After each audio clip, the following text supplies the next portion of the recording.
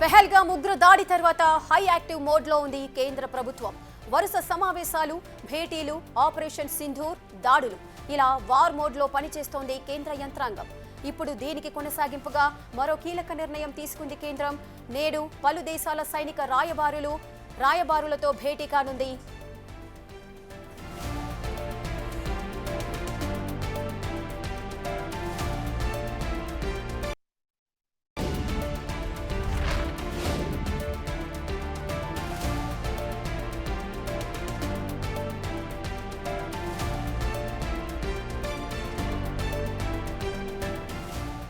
ఇప్పటికే పలు దేశాల డిఫెన్స్ అధికారులు రాయబారులకు సమన్లు జారీ చేసింది.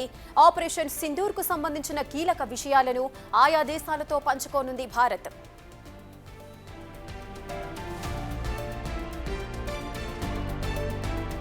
ఇక్కడ కొన్ని అనుమానాలు తెరపైకొస్తున్నాయి. ఆపరేషన్ సింధూర్ ప్రారంభించడానికి ముందు కూడా కేంద్రం ఇలా రాయబారులతో భేటీ అయింది. ఈ భేటీలో ఏం చర్చించారన్నది ఇప్పటికీ మిస్టరీనే. ఈ రోజు చర్చించే విషయాలు కూడా బయటికి రావు. కానీ భారత్ ఎలాంటి చర్యలు తీసుకోబోతున్నా ముఖ్య దేశాలకు చెప్పి చేయడం ఇక్కడ హైలైట్ అనే చెప్పాలి. మరో విషయం ఏంటంటే, గతంలో రాయబారుల భేటీ తర్వాత దాడులు జరిగినట్టు ఇప్పుడు కూడా కేంద్రం ఏదైనా కీలక నిర్ణయం తీసుకోబోతుందా అనే అనుమానాలున్నాయి. ఇప్పటి వరకు జరిగింది చెప్తారా లేక జరగబోయేది చెప్తారా అనేది ఇప్పుడు ఆసక్తికరంగా మారింది.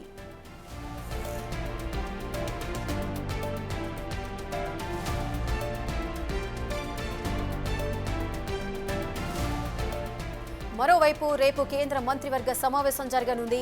ఇది కూడా ఆసక్తికరంగానే మారింది. ఈ భేటీలో భద్రతా వ్యూహాలు, సైనిక సన్నద్ధతపైనే చర్చించే అవకాశం కనిపిస్తోంది. ఆ తర్వాత ఈ నెల 19న పార్లమెంటరీ కమిటీ సమావేశం కానుంది. కేంద్రం ఇలా వరుస భేటీల వెనుక అసలు వ్యూహం ఏంటన్నది ఇప్పుడు అంతుపట్టడం లేదు.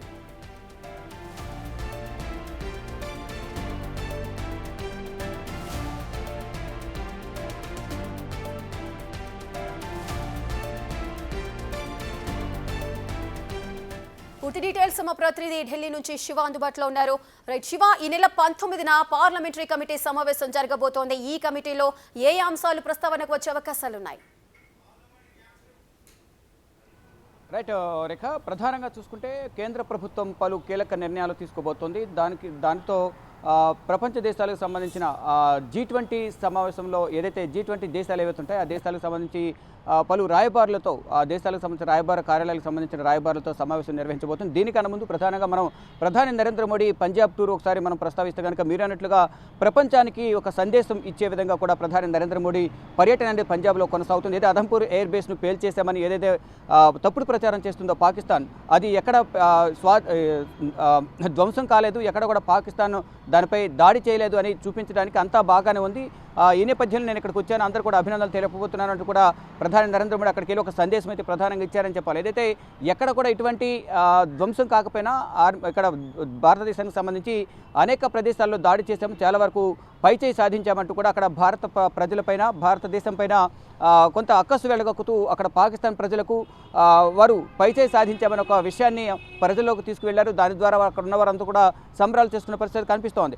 దానిలో భాగంగానే ప్రధాని నరేంద్ర మోడీ ఎవరికి అంచనాలకు అందకుండా, అంటే ఇప్పుడు ఒక పక్కన ఆపరేషన్ కొనసాగుతుంది, ఆపరేషన్ సింధూర్, ఒకవైపు దాడులు కొనసాగుతున్నాయి. కానీ ఈ సందర్భంలో ప్రధాని నరేంద్ర మోడీ ఇంత ధైర్యం చేసి పంజాబ్ వెళ్తారని ఎవరు కూడా ఊహించి ఉంటారు. కానీ అక్కడికి వెళ్ళి ఆయన ప్రత్యక్షమైన తర్వాత ఫోటోలన్నీ కూడా సోషల్ మీడియాలో వైరల్ అవుతున్నాయి. దానికి ప్రధానంగా ఏదైతే air base, main air base, దానికి సంబంధించి ఇక్కడ పాకిస్తాన్ దాన్ని పేల్చేస్తామని తెలిపిన నేపథ్యంలోనే అదంతా కూడా సురక్షితంగా ఉంది, అంతా బాగుందని చూపించేందుకు ప్రధాని నరేంద్ర మోడీ స్వయంగా వెళ్ళి అక్కడ నుంచి పాకిస్తాన్కి కానీ ఏదైతే తప్పుడు ప్రచారం చేస్తుందో ప్రపంచాన్ని నమ్మించేందుకు ఈ నేపథ్యంలో ప్రపంచం దృష్టికి తీసుకువెళ్లేందుకు ప్రధాని నరేంద్ర మోడీ అక్కడికి వెళ్ళారు. ఇక్కడ నెక్స్ట్ వరుస సమావేశాలు కొనసాగుతున్నాయి. ఏదైతే పెహల్గాంలో ఉగ్రవాదుల కాల్పులు జరిగిన తర్వాత వరుసగా ప్రధాని నరేంద్ర మోడీ నివాసంలో సమావేశాలు జరుగుతున్నాయి. మరోవైపు హోం సెక్రటరీ ఆధ్వర్యంలో, రక్షణ శాఖ మంత్రి ఆధ్వర్యంలో సమావేశాలు జరుగుతున్నాయి. దాదాపు ఇప్పుడు 25కు పైగా సెక్యూరిటీకి సంబంధించిన సమావేశాలు అయితే జరిగాయి. ఒకవైపు ప్రధాని నరేంద్ర మోడీ పంజాబ్ పర్యటనలో ఉన్నప్పటికీ కూడా రక్షణ శాఖ మంత్రి ఒకవైపు, అజిత్ దోవల్ ఒకవైపు సమావేశాలు నిర్వహిస్తున్న ప్రజెంట్ సిచ్యువేషన్ ఏ విధంగా ఉందనే దానిపై మాత్రం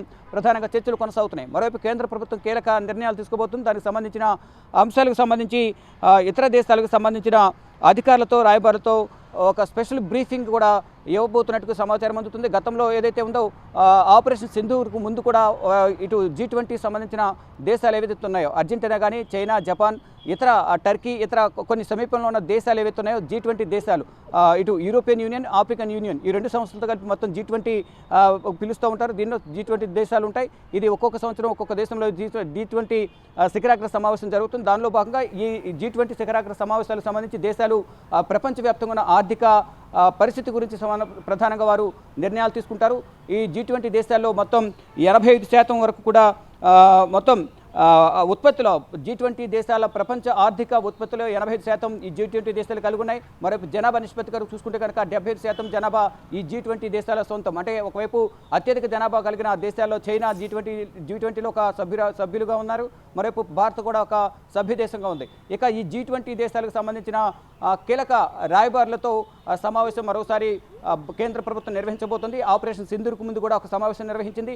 ప్రజెంట్ సిచ్యువేషన్ ఏంటి, పాకిస్తాన్ దాడులు చేస్తున్న నేపథ్యంలో దానికి సంబంధించి ఫర్దర్గా భారత్ ఎటువంటి నిర్ణయాలు తీసుకోబోతుంది. ఆర్థికంగా ప్రపంచ దేశాలన్నీ కూడా దీంట్లో G20లో ఉన్నాయి కాబట్టి కొన్ని నిర్ణయాలు తీసుకుంటారు. కాబట్టి ఆర్థికంగా ఒకవేళ ఇప్పుడు ఆర్థికంగా నష్టపోయినప్పటికీ కూడా ఎటువంటి నిర్ణయాలు తీసుకోవాలనే దానిపై కూడా కొంచెం ఆర్థిక స్థితిగతులపైన కూడా ప్రధానంగా చర్చించబోతున్నారు. మరోవైపు ఇటు పాకిస్తాన్పై ఫర్దర్గా ఇప్పటివరకు తీసుకున్న నిర్ణయాలేంటి, త్వరలో తీసుకోబోయే నిర్ణయాలేంటి అనే దానిపై కూడా ప్రధానంగా వారితో చర్చించే అవకాశం కనిపిస్తుంది. గతంలో కూడా ఆపరేషన్ సింధూర్కు ముందు వారిని ప్రపంచ దేశాలకు సంబంధించిన G20 దేశాలు ఎవరైతే ఉన్నారో వారితో రాయబారులతో ప్రధానంగా చర్చించారు. తర్వాత 2 డేస్ తర్వాత సమావేశాలు జరిగిన 2 రోజుల తర్వాత ఆపరేషన్ సింధూర్ను అర్ధరాత్రి సమయంలో ప్రధాని నరేంద్ర మోడీ కేంద్ర ప్రభుత్వం దాన్ని ఇంప్లిమెంట్ చేశారు. ఉగ్రవాద స్థావరాలపై దాడి చేశారు. తర్వాత మళ్ళీ ఇప్పుడు మరొకసారి సమావేశం నిర్వహించబోతుంది. అంటే ఇప్పటి వరకు జరిగిన సిచ్యువేషన్ గురించి చర్చిస్తారా, లేకపోతే భవిష్యత్తులో చేపట్టబోయే కార్యక్రమాల గురించి వారికి ఏమైనా బ్రీఫ్ ఇస్తారా, ఏం జరగబోతుంది అనేది మాత్రం ఇంకా ఉత్కంఠ కొనసాగుతుంది.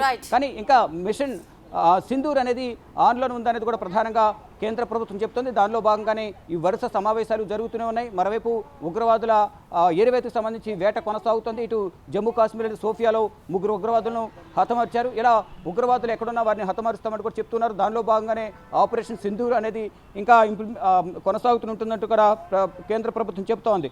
ఒకవైపు ఏదైతే క్యాబినెట్లో మరోవైపు రేపు కేంద్ర క్యాబినెట్ సమావేశం ఉంది. అంటే ప్రతి బుధవారం కూడా కేంద్ర క్యాబినెట్ సమావేశం ఉంటుంది. అందులోనూ ఈ సమయంలో ఈ పరిస్థితుల్లో కేంద్ర కేబినెట్ సమావేశం జరుగుతున్న నేపథ్యంలో దానిలో ఎటువంటి నిర్ణయాలు తీసుకుంటారు, మరోవైపు కేంద్ర పార్లమెంటరీ కమిటీ సమావేశం కూడా ఉంది, దాంట్లో ఎటువంటి నిర్ణయాలు తీసుకుంటారనేది కూడా చూడాల్సి ఉంది. థ్యాంక్ యూ శుభ, thanks for the live details.